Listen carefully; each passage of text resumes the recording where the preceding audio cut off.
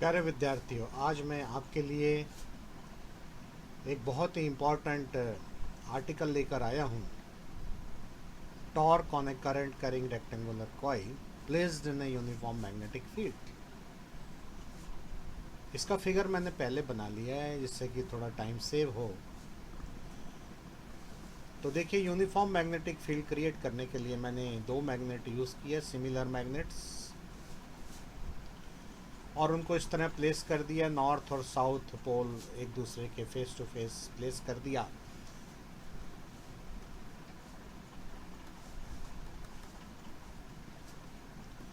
तो आप देखेंगे कि ये जो है मैग्नेटिक फील्ड लाइंस जो हैं नॉर्थ से ओरिजिनेट होकर साउथ पर टर्मिनेट हो रही हैं। ये जो रेड लाइंस हैं ये सारी जो है वो मैग्नेटिक फील्ड लाइंस हैं। और ये आप देखेंगे कि मैंने इनको पैरेलल बनाया है बिकॉज इस रीजन में जो मैग्नेटिक फील्ड लाइंस होंगी वो पैरेलल और इक्वी डिस्टेंस होंगी, मैग्नेटिक फील्ड यूनिफॉर्म होगी।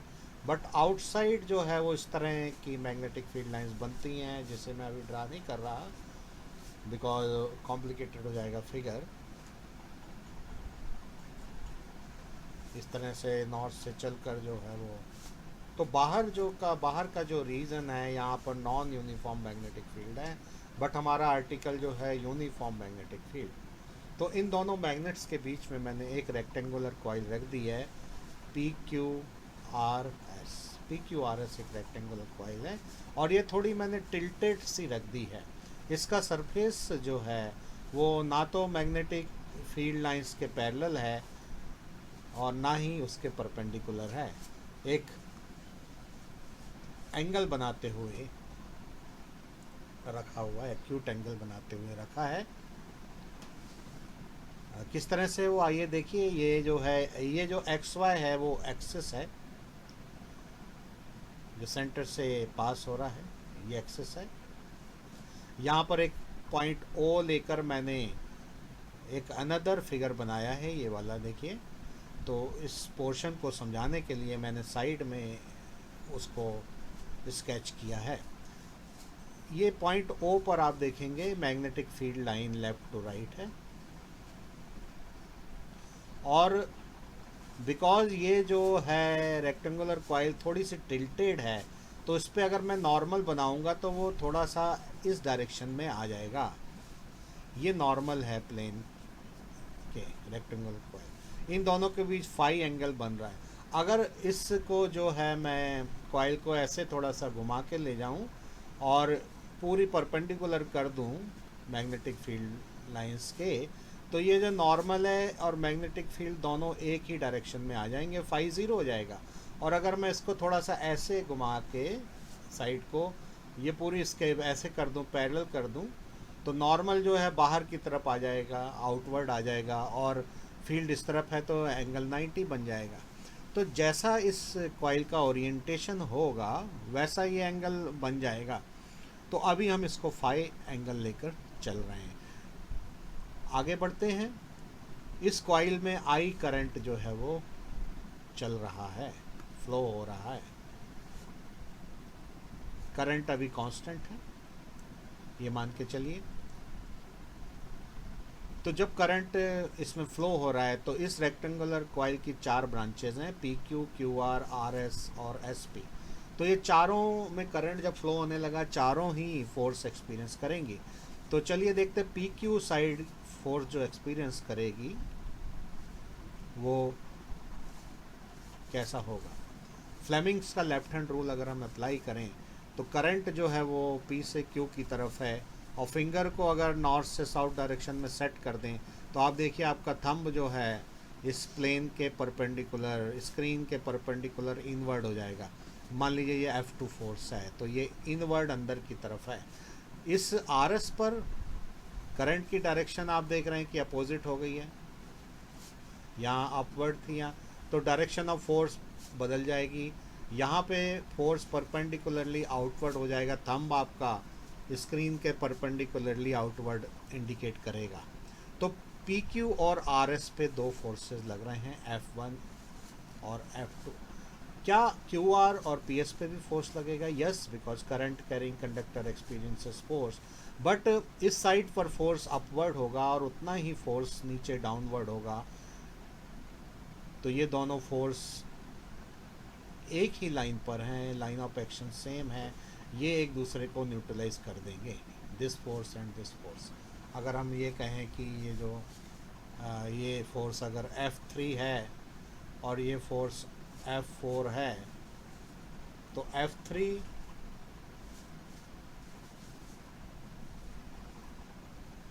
प्लस F4 न्यूट्रलाइज हो जाएंगे क्योंकि लाइन ऑफ एक्शन सेम है। But what about F1 and F2? इसका पॉइंट ऑफ एक्शन यहाँ पर है और इसका पॉइंट ऑफ एक्शन यहाँ पर है। अब अगर मैं इसका एक टॉप व्यू लूँ, ये मैंने टॉप व्यू बनाया हुआ है, ये ऊपर से मैं देखूं, ऊपर से देखूं तो मुझे ये साइड दिखेगी बस, और ये भी टिल्टेड सी दिखेगी, तो ये मैंने बना दी साइड, और कुछ भी मुझे नहीं दिखेगा इस कॉइल का, बस ये साइड दिखेगी। जैसे आप अपनी बुक को अगर टिल्टेड करके होल्ड करें और ऊपर से देखें तो बस बुक का एक साइड दिखेगा, बाकी कोई साइड नहीं दिखेगा, ये साइड दिखेगा। ठीक, इस पर ये फोर्स जो है परपेंडिकुलरली इनवर्ड है F2, और जिस साइड पर ये फोर्स लग रहा है वो साइड हमें दिख नहीं रही है, वो ऊपर से देख रहे हैं हम, केवल फोर्स दिख रहा है इनवर्ड और ये फोर्स दिख रहा है आउटवर्ड। ये फोर्स जो है वो F1 है, ये वाला फोर्स, और ये F2 है। तो बिकॉज ये कॉइल जो है टिल्टेड है तो ये एंगल भी फाई आ जाएगा, जितनी टिल्टेड है ये, अगर ये घूमकर ऐसी हो जाती है तो फाई 0 हो जाएगा। तो जितनी भी ये टिल्टेड है ये वही एंगल है, जितना भी ये इसे हमने यहाँ से ऐसे घुमा के रखा हुआ है ये वो एंगल है। ठीक है, अगर इसको ऐसे कर देंगे, पूरा परपेंडिकुलर कर देंगे तो फाई 0 हो जाएगा, अगर घुमा के पैरेलल ले आएंगे तो फाई 90 हो जाएगा, because phi angle between normal and B. तो जैसे जैसे घुमाएंगे नॉर्मल रोटेट होता रहेगा, बी की तो पोजीशन फिक्स है। तो ये मैंने टॉप व्यू जब इसका ले लिया, ऊपर से ये ऐसा दिख रहा है, ये मैंने ट्रायंगल पूरा किया यहाँ पर। तो इन दोनों फोर्सेस के बीच जो परपेंडिकुलर डिस्टेंस आ रहा है वो स्मॉल r आ रहा है। तो चलिए अब हम ये कैलकुलेट करते हैं कि ये F1 और F2 का मैग्नीट्यूड क्या होगा। हमको ये फार्मूला मालूम है कि फोर्स जो होता है वो I L B sine theta होता है, ये फोर्स होता है। यहाँ पर ये जो एंगल बन रहा है ये करंट और बी के बीच में है, तो करंट आप देखिए ऐसे जा रहा है और बी इस तरह से, तो करंट और बी के बीच ये जो थीटा है ये 90 है, तो साइन 91 हो जाएगा। तो जो F1 फोर्स है वो कितना हो जाएगा, आई लेंथ पी क्यू साइड की स्मॉल बी है, कैपिटल बी, साइन 91 हो जाएगा, ये F1 हो जाएगा। F2 देखें, F2 कितना होगा मैग्नीट्यूड, F2 का मैग्नीट्यूड भी इतना ही होगा, F1 और F2 दोनों इक्वल होंगे।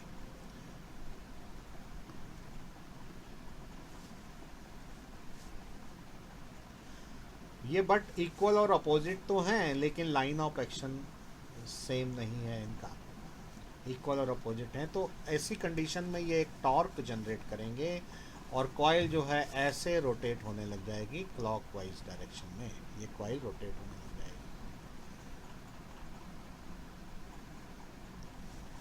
तो हमने देखा ड्यू टू टॉर्क ये कॉइल जो है वो अब रोटेट हो रही है, ऐसे रोटेट होने लग जाएगी टॉर्क। अब ये टॉर्क कितना होगा ये हमें कैलकुलेट करना है। टॉर्क क्या होता है, torque is equal to force, इस कपल का फोर्स, एक any one force and perpendicular distance between the force, that is r। अब इस ट्रायंगल में हम अगर साइन फाई लगा दें,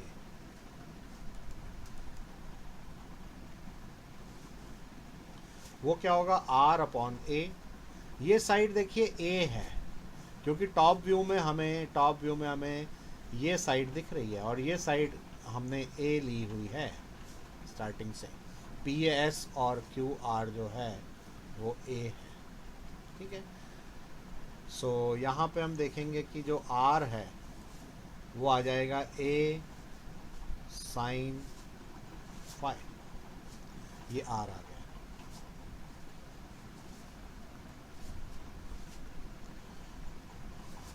तो अब देखिए टॉर्क कितना हो जाएगा, फोर्स कितना है, I small B capital B multiplied by A sine five, ये टॉर्क हो गया।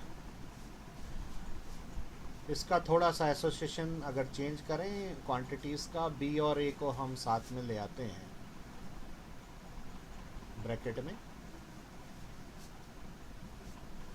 बी और ए क्या है, लेंथ इनटू ब्रेड्थ, तो area of the coil. Torque is equal to I A B sine five. ये जो एक्सप्रेशन आया है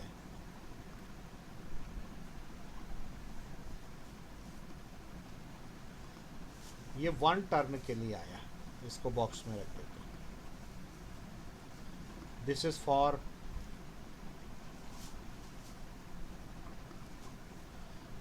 फॉर वन टर्म। अगर कॉइल में एन टर्न्स होंगे तो जो टॉर्क है वो capital N I A B sine five हो जाएगा। ये जो एक्सप्रेशन आया है कॉइल में अगर एन टर्न, ये कॉइल मेटल की होती है, नॉर्मली कॉपर की बनी होती है, कॉपर वायर की। अब एक कॉन्सेप्ट और देखते हैं कि मैग्नेट का जो मैग्नेटिक डायपोल मोमेंट है,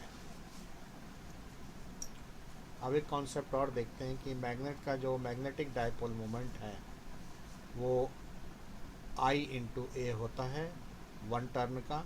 अगर एन टर्न्स हो तो ये डायपोल मोमेंट एन आई ए हो जाता है। तो यह इस एक्सप्रेशन में एन आई ए की जगह पर हम small M magnetic dipole moment place कर सकते हैं, तो एक्सप्रेशन इस शेप में आ जाएगा। तो अब देखिए, अब एक और हमको एक्सप्रेशन मिल गया टॉर्क का, इसको भी बॉक्स में रख देते हैं। ये एक इम्पॉर्टेंट रिजल्ट है जो हमने अभी निकाला है। तो आप ये देखेंगे यहाँ पर तीन रिजल्ट हो गए, एक ये रिजल्ट हो गया, एक ये रिजल्ट हो गया और एक ये रिजल्ट हो गया, ठीक है। इस रिजल्ट को हम फर्दर स्टडी करते हैं। ये देखिए वेक्टर प्रोडक्ट हमें पता चल रहा है कि ये तो वेक्टर प्रोडक्ट है, बिकॉज मैग्नेटिक डायपोल मोमेंट भी वेक्टर क्वांटिटी है, मैग्नेटिक फील्ड भी वेक्टर क्वांटिटी है, और मैग्नेटिक डायपोल मोमेंट जो है वो नॉर्मल की डायरेक्शन में है कॉइल के।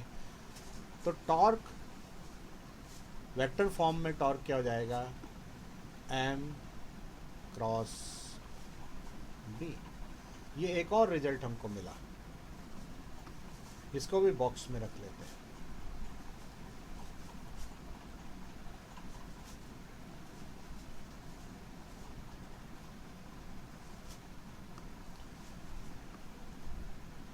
ये भी एक इम्पॉर्टेंट रिजल्ट है। इट मीन्स टॉर्क जो है वो मैक्सवेल का राइट हैंड स्क्रू रूल अगर लगाएं तो जिस प्लेन में एम और बी हैं उसके परपेंडिकुलर होगा। कॉइल अगर क्लॉकवाइज रोटेट हो रही है तो हम स्क्रू को भी क्लॉकवाइज अगर रोटेट करें तो आप देखेंगे कि यहाँ पर अगर एक स्क्रू को क्लॉकवाइज हम रोटेट करें, ऐसे रोटेट करें क्लॉकवाइज स्क्रू को, तो वो स्क्रू जो है पेनिट्रेट करेगा नीचे की तरफ। तो अगर हम एक स्क्रू को क्लॉकवाइज रोटेट करें तो हम देखेंगे कि वो जो स्क्रू है वो पेनिट्रेट करेगा नीचे की तरफ। तो यहाँ पे जो टॉर्क अभी है, इस टॉर्क की जो डायरेक्शन है वो डाउनवर्ड अलोंग द एक्सिस है, अलोंग द एक्सिस। अगर करंट की डायरेक्शन रिवर्स कर देंगे तो ये एंटी क्लॉकवाइज घूमेगा तो टॉर्क अपवर्ड हो जाएगा। ओनली मैग्नेटिक फील्ड की डायरेक्शन चेंज करेंगे तो भी चेंज, दो में से किसी एक की चेंज करेंगे तो डायरेक्शन ऑफ टॉर्क चेंज हो जाएगी, रोटेशनल मोशन चेंज हो जाएगी। बट दोनों को ही रिवर्स कर देंगे तो कोई चेंज नहीं होगा डायरेक्शन में। तो ये आपको मैंने एक्सप्लेन किया। चलिए और देखते हैं और अंडरस्टैंड करते हैं। अब हम इसके केसेस स्टडी करेंगे, ठीक है। आइए केस 1 देखते हैं। केस 1 में हम ये जो एंगल है इसको 0 डिग्री ले लेते हैं। तो चलिए वापस फिगर पे चलते हैं कि इसके 0 होने का मतलब क्या है।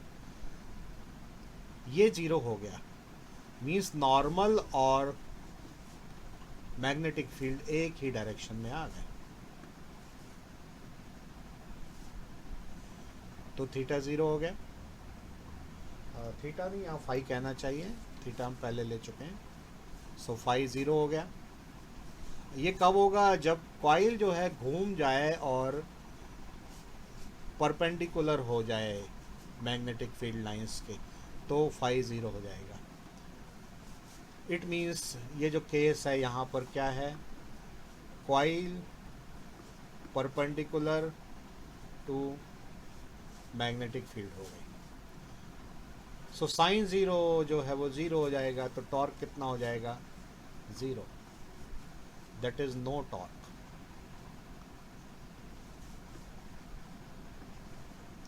ये सिचुएशन हो गई। केस 2 देखें।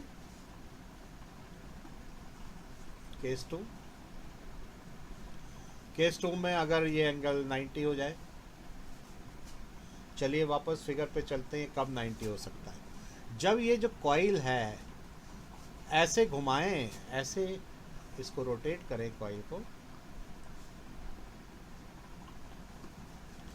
कॉइल को ऐसे थोड़ा लेकर आए और कॉइल बिल्कुल ऐसे मैग्नेटिक फील्ड के पैरेलल हो जाए, तो नॉर्मल जो है इस तरफ चलेगा, ऐसे चलेगा नॉर्मल। जब इसको घुमाएंगे ऐसे पैरेलल करने के लिए, नॉर्मल ऐसे चलेगा। और जब ये पैरेलल हो जाएगी तो नॉर्मल बिल्कुल जो है मैग्नेटिक फील्ड के परपेंडिकुलर हो जाएगा। इस कंडीशन में जो फाई जो है वो 90 डिग्री हो गया। ये कब हो गया? जब मैग्नेटिक फील्ड और नॉर्मल के बीच 90 डिग्री का एंगल बन गया। तो जब ऐसा हो जाएगा तो साइन 90 जो है 1 हो जाएगा, और साइन की मैक्सिमम वैल्यू जो है वो 1 होती है। सो टॉर्क जो है वो मैक्सिमम हो जाएगा आई ए बी। अगर n टर्न्स हैं तो ये n और आ जाएगा। ये एक और रिजल्ट हमारे पास आ गया मैक्सिमम टॉर्क का।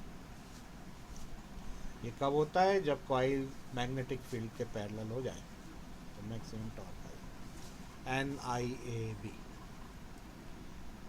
सो स्टूडेंट, ये आर्टिकल मैंने आपको करवाया है और आपका फीडबैक चाहिए कि ये स्टाइल ऑफ टीचिंग आपको कैसे लगी।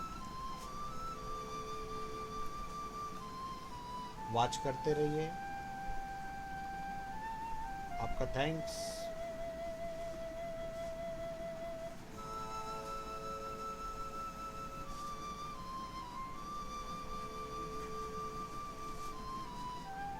Good luck.